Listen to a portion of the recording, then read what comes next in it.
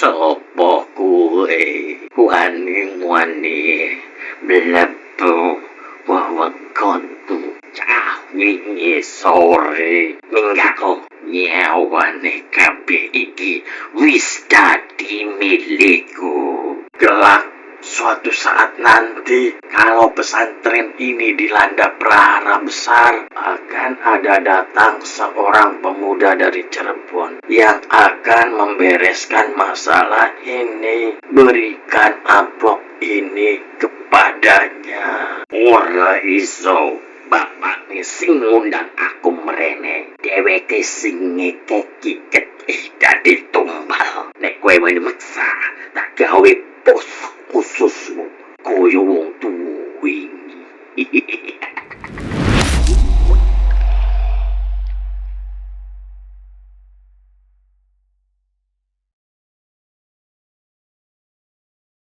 Sugeng Dalu, sedulur kamar gelap, kembali lagi bersama saya, Jaka. Malam ini, Jaka akan membawa kalian menelusuri sebuah tragedi kelam dari tanah Jawa Timur. Sebelum kita masuk ke ceritanya, ada pepatah leluhur Jawa yang berbunyi, Bondo iku titipan, nyawa iku gadahan. Sopo sing serakah marang titipan, bakal kelangan gadahan. artinya, harta itu hanya titipan, nyawa itu milik Sang Pencipta.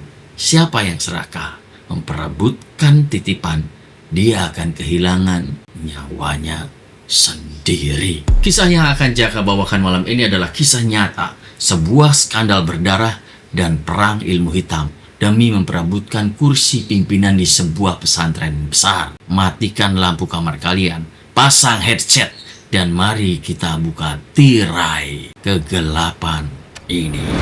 Layar menyala, lampu padam, mari masuk ke dalam malam. Jangan menoleh ke sudut ruang. Ada yang mengintai saat kau bimbang. Kisah lama yang tak tenang, jiwa-jiwa yang menuntut pulang. Duduklah manis, pasang telinga, misteri kelam segera dibuka. Dengar langkah kaki di lorong sepi, atau itu hanya halusinasimu sendiri? Jangan balikan badanmu sekarang, sebab di sini malam tak pernah tenang. Selamat datang di kamar gelap, tempat rahasia hitam menetap. Setiap cerita membawa petaka. Selamat datang di kamar gelap. Semuanya bermula ketika kursi pimpinan pesantren sedang dalam masa transisi. Gus Rofik sebagai menantu merasa dirinya paling pantas memegang kendali penuh atas ribuan santri dan aset pesantren. Namun, keluarga besar lebih condong kepada garis keturunan asli. Merasa posisinya terancam, Rofik memilih jalan gelap. Ia bersekutu dengan iblis. Korban pertama adalah Kiai Hasyim, adik kandung almarhum pendiri pesantren. Kiai Hasyim adalah penghalang terbesar Rofik. Suatu malam, Kiai Hasyim jatuh sakit secara mendadak. Perutnya membusung keras seperti batu. Padahal dokter menyatakan tidak ada penyakit medis apapun di organ dalamnya. Beberapa hari kemudian, Kiai Hasyim tewas dengan kondisi mengenaskan. Perutnya membesar dan mengeluarkan aroma busuk yang sangat menyengat. Bahkan sebelum beliau meninggal. Kepergian Kiai Hasyim adalah tabuh genderang perang goib yang dikirimkan Rofik. Setelah Kiai Hasyim tiada, teror langsung menghantam jantung keluarga. Nyai Hajah Fatimah yang berusia 83 tahun, tiba-tiba kakinya seperti mati rasa. Beliau tidak bisa berjalan sama sekali. Setiap malam, Nyai Fatimah sering melihat bayangan hitam besar berbulu lebat mengintai dari luar jendela kamarnya. Namun, yang paling hancur adalah istri dan anak Rofik sendiri. Rofik bahkan tega menumbalkan darah dagingnya demi tahta. Neng Zahra yang baru berusia 20 tahun berubah drastis. Gadis ceria itu tiba-tiba mengurung diri, matanya cekung dan sering tertawa sendiri di sudut kamar yang gelap. Sementara ibunya, Ning Sarah, 35 tahun, mengalami sikap goib yang jauh lebih brutal. Suatu malam, Kang Ilham, anak angkat pesantren, sedang berjaga. Tiba-tiba ia mendengar suara benturan keras dari kamar Ning Sarah. Bu, bu, bu. Ilham mendobrak pintu dan melihat pemandangan yang membuat darahnya beku. Ning Sarah sedang membenturkan kepalanya ke tembok bata dengan sekuat tenaga. Darah segar mengalir dari dahinya. Namun wajahnya yang menyeringai memamerkan senyum yang bukan senyum miliknya. Ilham dan beberapa santri harus mengikat Ning Sarah agar ia tidak membunuh dirinya sendiri dengan di tengah kekacauan itu. Eksistensi goib mulai menampakkan diri saat Ilham pergi ke dapur untuk mengambil air. Ia melihat sosok Ning Sarah sedang berdiri membelakanginya di dekat kompor. Padahal Sarah baru saja diikat di kamar. Saat sosok itu menoleh, hanya ada lubang hitam di tempat mata dan mulutnya berada.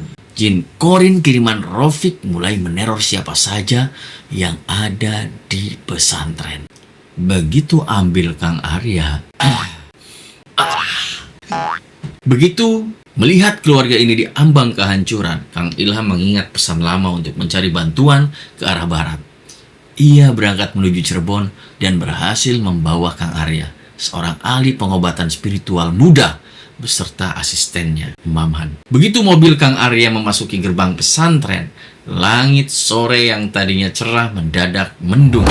Dekat, angin menghembus kencang, menggugurkan daun-daun mangga di halaman belakang. Auranya sangat pekat, Kang. Ada pagar goib berdarah yang ditanam di tanah ini. Bisik Kang Arya kepada Ilham. Malam harinya, pengobatan dilakukan di ruang tengah. Nyai Fatimah dibaringkan di sofa, sementara Ning Sarah dan Ning Zahra didudukan di karpet. Gus Rofik berpura-pura sedih dan ikut duduk di sudut ruangan, memperhatikan dengan tatapan sinis. Kang Arya memulai ritual pembersihan. Ia membacakan ayat-ayat ruqyah dengan suara lantang dan bergetar. Udara di ruangan itu mendadak menjadi sangat dingin, padahal AC dimatikan. Suara menggeram layaknya binatang buas mulai terdengar dari atas loteng. Tiba-tiba, Neng Zahra berteriak histeris. Tubuh kejang.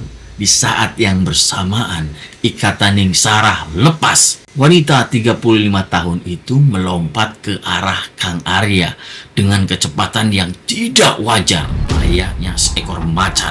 Maman dan Kang Ilham segera menerjang dan menahan tubuh Ning Sarah. Namun, tenaga wanita itu berkali-kali lipat lebih kuat. Mata Ning Sarah melotot, pupilnya memutih seluruhnya. Ia menatap Kang Arya dengan penuh kebencian. Lalu suara yang keluar dari mulutnya adalah suara laki-laki tua yang serak dan menggema.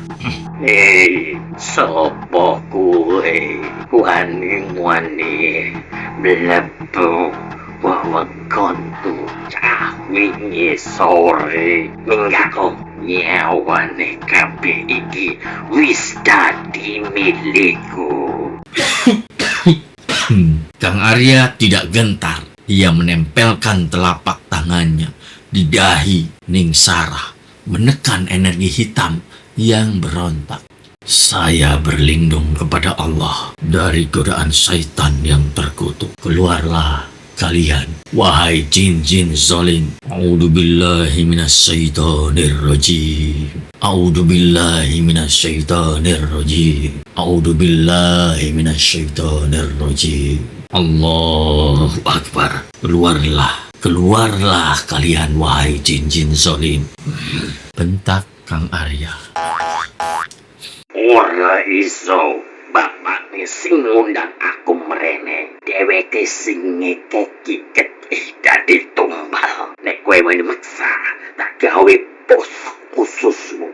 Koyo wong tuwingi. Teriak jin itu secara tidak sengaja membongkar rahasia kematian Kiai Hasim. Di sudut ruangan, wajah Gus Rofik seketika pucat pasi. Pertarungan energi itu berlangsung sangat dramatis. Lampu ruangan berkedip-kedip kencang. Kaca jendela bergetar hebat seolah ditepuk dari luar. Neng Zahra yang ada di samping ibunya ikut mengamuk, mencoba mencakar Kang Arya. Namun dengan ketenangan yang luar biasa, Kang Arya mengibaskan kain sorbannya yang sudah didoakan ke arah mereka berdua. Sebuah kilatan energi yang tak kasat mata menghantam kedua tubuh ibu dan anak itu. Mereka menjerit kepanasan yang amat sangat kuat, memuntahkan cairan hitam berbau anyir darah sebelum akhirnya jatuh pingsan tak sadarkan diri. Jin-jin yang merasuki mereka berhasil dipaksa keluar. Kang Arya kemudian beralih ke Nyai Fatimah. Ia memegang ujung jari kaki nenek 83 tahun itu, membaca doa dan menarik sebuah energi yang mengunci saraf kakinya. Terdengar suara letupan kecil di persendian Nyai Fatimah, dan malam itu juga sang nenek bisa menggerakkan kakinya kembali dan berjalan seperti biasa. Allahu Akbar. Masih ada satu yang tertinggal. Pusatnya, kata Kang Arya dengan napas memburu. Ia mengajak Ilham dan Maman ke halaman belakang pesantren. Tepat di bawah sebuah pohon mangga tua yang sangat besar, Kang Arya menunjuk ke sebuah gundukan tanah. Galilah sedikit. Ilham menggali tanah itu. Di kedalaman setengah meter, ia menemukan sebuah buntelan kain kafan kotor yang dililit benang 3 warna, berisi rambut, paku, dan tanah kuburan. Itulah buhul santet utamanya. Kang Arya menyiramkan air campuran daun bidara yang telah dirukiah ke tanah tersebut. Saat air itu menyentuh kebungkusan kafan, sebuah keajaiban yang mengerikan terjadi. Terdengar suara ledakan tumpul dari dalam tanah. Udara terhempas kencang membuat Ilham terpental ke belakang. Tanah di sekitar pohon mangga itu retak dan asap hitam tebal yang berbau belerang dan daging busuk mengepul keluar dari sela-sela retakan tanah, membumbung ke udara malam sebelum akhirnya sirna disapu angin. Pagar goib berdarah itu telah hancur lebur. Pesantren kembali terasa sejuk dan damai. Rahasia di balik amplop mahal. Keesokan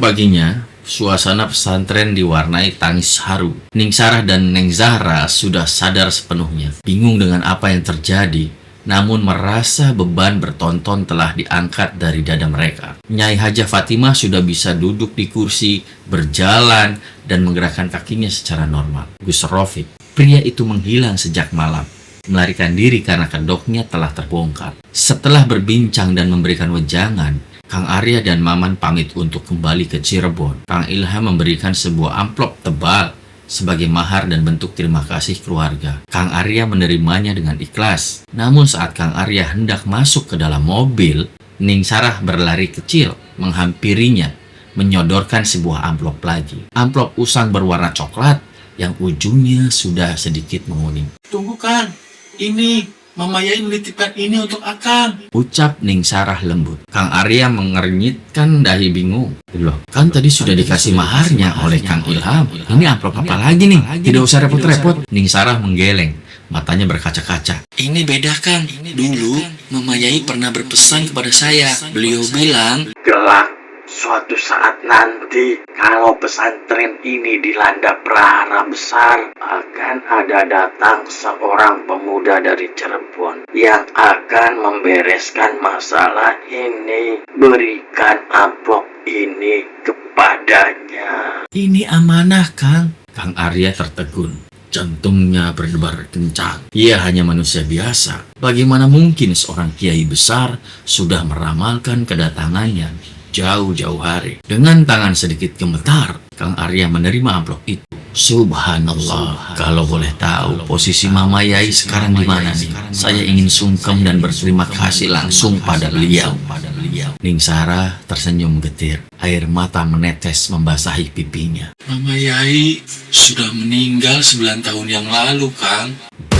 Darah Kang Arya dan Maman seolah berhenti mengalir. Bulu kuduk mereka serentak meremang hebat. Sang kiai pendiri pesantren ternyata sudah memiliki pandangan batin tentang bencana yang akan menimpa keluarganya dan sudah menyiapkan jalan keluar 9 tahun sebelum kejadian itu tiba. Lalu bagaimana nasib Gus Rofik? Tak lama setelah kejadian itu, kejahatannya terbongkar ke seluruh keluarga besar. Ning Sarah langsung menceraikan pria keji tersebut dan mengusirnya dari keluarga tanpa membawa harta sepeser pun. Karena santet yang ia kirimkan telah dihancurkan oleh Kang Arya, energi hitam itu berbalik menyerang tuannya.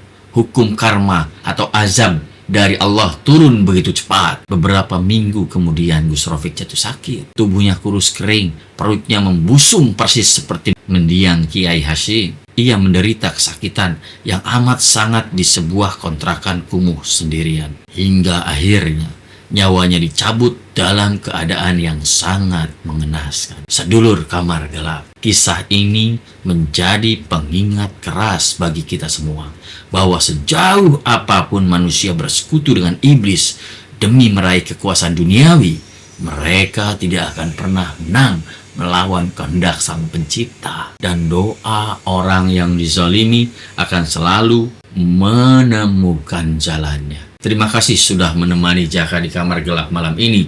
Jangan lupa untuk menjaga hati, menjaga lisan, dan menjaga keluarga kita dari sifat serakah. Saya Jaka, pamit undur diri. Selamat malam dan tetaplah waspada di dalam gelap.